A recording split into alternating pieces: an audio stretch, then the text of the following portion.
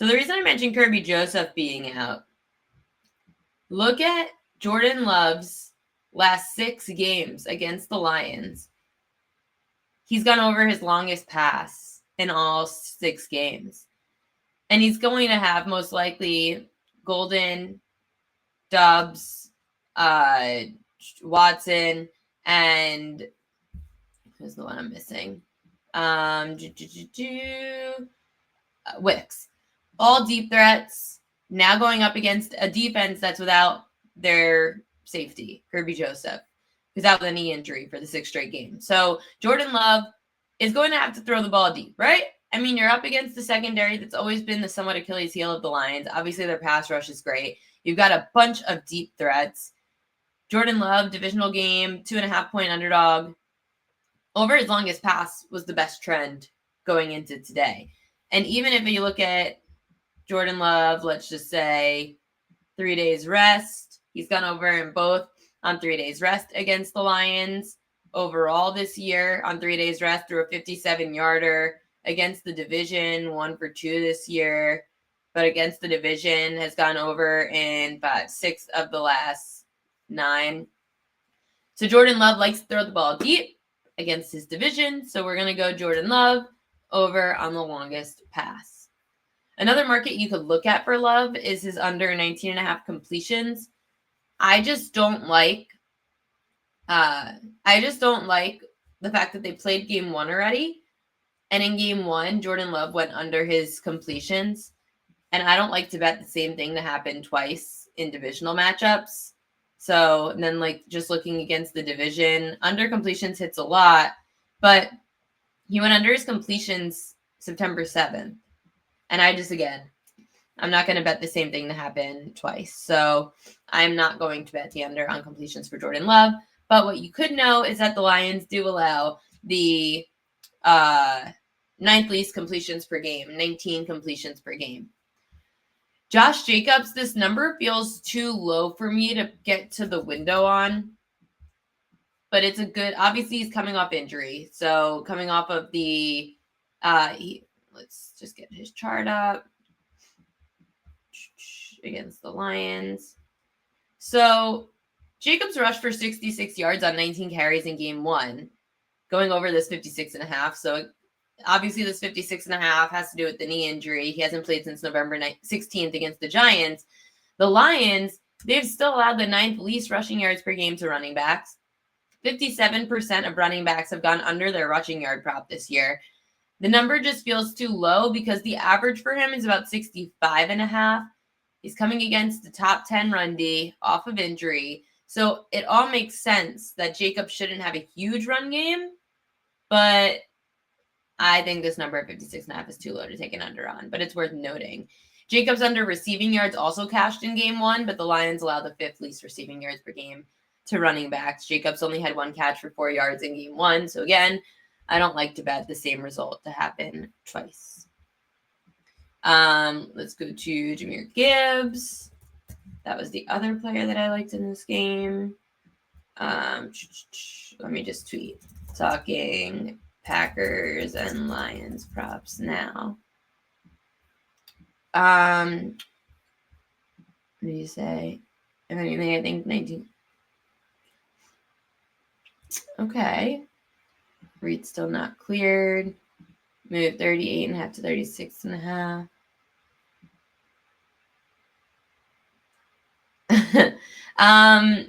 Yeah, I mean, I'm just concerned because there were a lot of Jordan Love unders last game. But again, they should be able to stop Josh Jacobs at least. I'm having Thanksgiving dinner tomorrow. Not today, but we have a tailgate today. Hi, Chris Thurston. Put your best bets in. Jahmyr Gibbs over 76.5 rushing yards for Craig Abel. CT, what are your best bets for today? Going to Jahmyr Gibbs props. So Jahmyr Gibbs, I actually was looking at his receiving yards. So receiving yards under 35.5 receiving yards. He's only averaging 22 receiving yards a game in his last 10 against the division, going under in 8 of those 10. On 3 days rest, Gibbs went under in all 3. The Packers allow the 9th least receiving yards per game to running backs. 63% of running backs have got under their receiving yards prop against the Packers. So look at this. Against Green Bay, under 38.5. This has gone up. That's crazy. It was 35.5 earlier, so that scares me a little bit.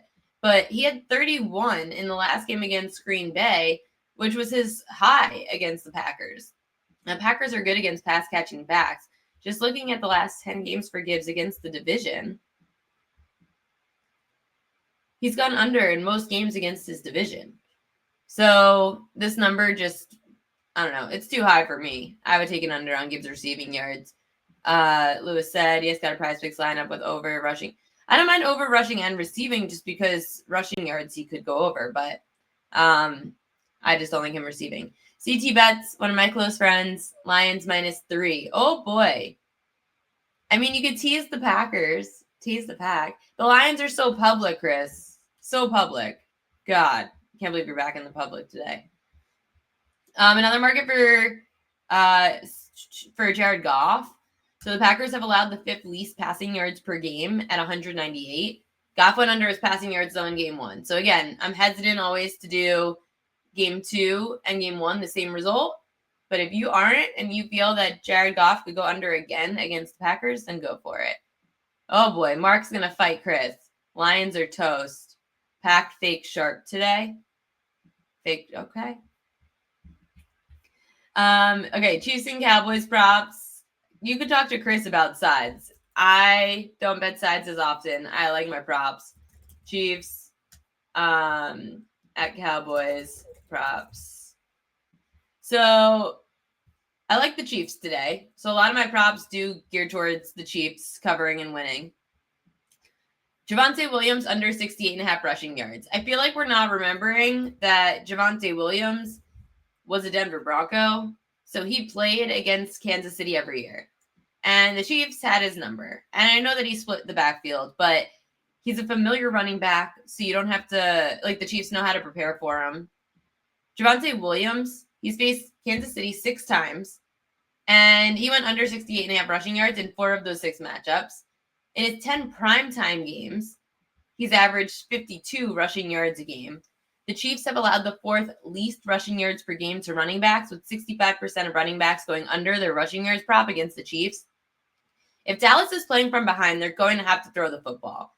And the prop 68.5, Williams has rushed for 80+ in 5 straight home games. So the number is pretty much telling you that this shouldn't be as great of a game for Javonte Williams as he's had of late. So I'm going to be fading Javonte Williams today. Look at this, 22.5.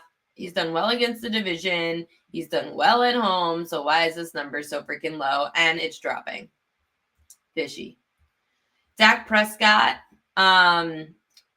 Since the start of last season, let me just take this off for a second. So since the start of last season, Dak Prescott has faced 5 different top 10 defenses. He's averaging 22 completions, 34 pass attempts, 233 passing yards a game in those matchups. Dak's completions prop is 24.5, and he's averaging 22. His passing yards prop is 266.5, and he's averaging 233 against top 10 pass Ds. This is the best defense that he's probably seen this year, Dak. The Chiefs have allowed the 5th least pass attempts, 7th least passing yards per game. You could also look at Dak's rushing yards prop at 8.5. He's averaging 12.5 rushing yards a game at home in prime time, going over in 5 of 9. The Chiefs have allowed the 6th most rushing yards per game to quarterbacks. They're also top 10 in blitz rate. So if there's a ton of pressure applied, the Cowboys are playing from behind, Dak's going to be scrambling. This year, in the 2 games against teams that are top 10 in blitz rate, Dak ran 6 times for 31 yards against Denver, 7 times for 28 yards against the Jets. 55% of quarterbacks have gone over their rushing yards prop against the Chiefs this year. So if the Chiefs are blitzing, I could expect Dak Prescott to scramble with the football. I'm always just checking that. I'm just checking the chat. Okay, anyway. Patrick Mahomes for his props. So the Cowboys are bottom 10 in completions, pass attempts, passing yards, passing touchdowns allowed per game. I know everyone's going to say the Cowboys defense is better now. They got Quinnen Williams. Mahomes is still averaging 26 completions, 38 pass attempts, 289 passing yards, the last 2 seasons facing a bottom 10 pass state. His longest throw averaged 39 yards in those matchups. On the road, Mahomes has about the same numbers. Again, Mahomes' longest pass prop, 37.5. But if you want to look it over for something, pass attempts for me on the road this season, Mahomes averaging, here, I'll show you the Mahomes numbers.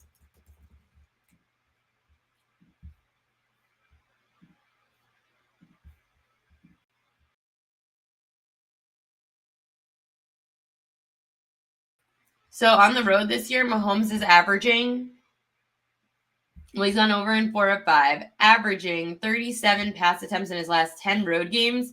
This year, averaging 39 pass attempts per game in his 5 road games. So Mahomes loves to throw the football on the road. I mean, we know that they're pretty one-dimensional. Their runs, like their Isaiah Pacheco, just the whole run game just sucks in Kansas City. But this is the trend. So if anything, Mahomes over pass attempts, if you think it's a close game. But this is the trend that I absolutely loved. And you guys might have seen it on my social media yesterday.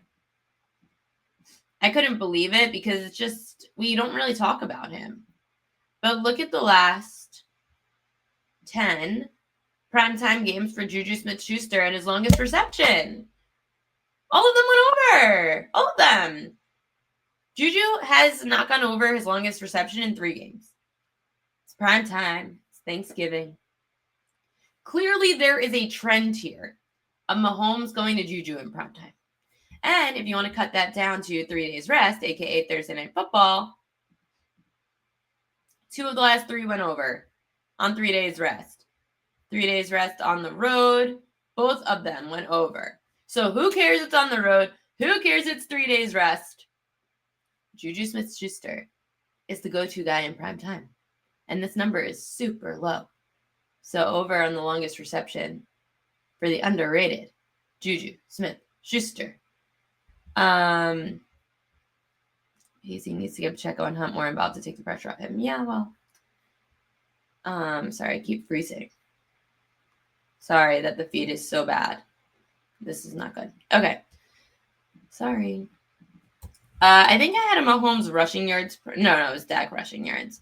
Okay, so that's what I had for that game. And then lastly, Bengals at Ravens props. I was toying back and forth with the running back situation. I like a lot of running back props. Derrick Henry and Keaton Mitchell receiving yards both stood out to me. The Bengals have been one of the worst against pass-catching backs. So the Bengals have allowed the second most receiving yards per game to running backs, 46 a game. Derrick Henry's receiving yard prop, 6.5. Keaton Mitchell's is 8.5. Henry's gone over in all 3 games without Justice Hill on a short week. Henry's also cashed us over in 4 straight without Hill in prime time. Keaton Mitchell's hit the over in 2 of 3 without Justice Hill, 28 and 23 receiving yards. The Bengals struggling. Here's the thing. I also could see Derrick Henry having a big game on the ground. These 2 teams have to play each other in 2 weeks.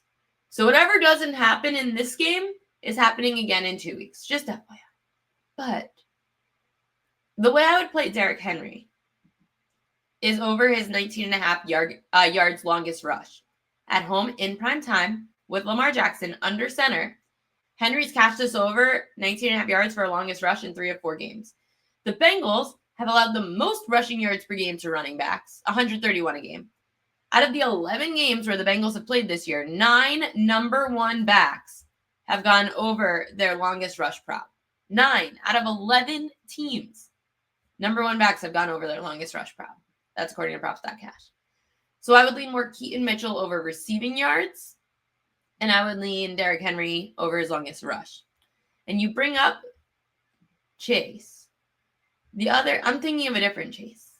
Chase Brown, the Bengals running back, over 18.5 receiving yards. He had 52 receiving yards in Baltimore last November. That game was also on 3 days rest. He's also gone over in 4 straight road primetime games. Against teams bottom 10 against pass-catching backs, Brown's averaging 34 receiving yards a game since the start of last year. The Ravens have allowed the 7th most receiving yards per game to running backs, 38 a game. 57% of running backs have gone over the receiving yard prop against the Ravens. And last year, Zach Moss went over his receiving yard prop, and Chase Brown went over his receiving yard prop in both those games. So that's the Chase that I'll be looking for is Chase Brown over his receiving yards, even though everyone's going to look for Jamar Chase coming off suspension. He probably destroys the Ravens too. But I don't like betting receiving props. I like longest reception. So Jamar Chase over longest reception, at least you could just rely on the Ravens to blow coverage once, which is very likely. Like Isaiah likely. We could talk a little bit of anytime touchdowns for today. Just some of the most likely to cash.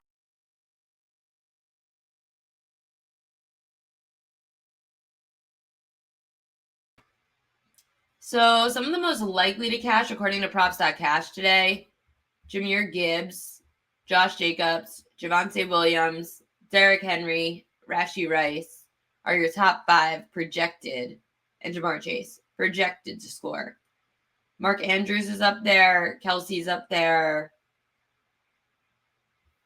If you like anytime touchdowns. So that's what props.cash says is the over anytime touchdowns. Lamar loves his tight ends. It's true. We haven't seen. Okay, so you guys all are looking at likely. So let's look at likely.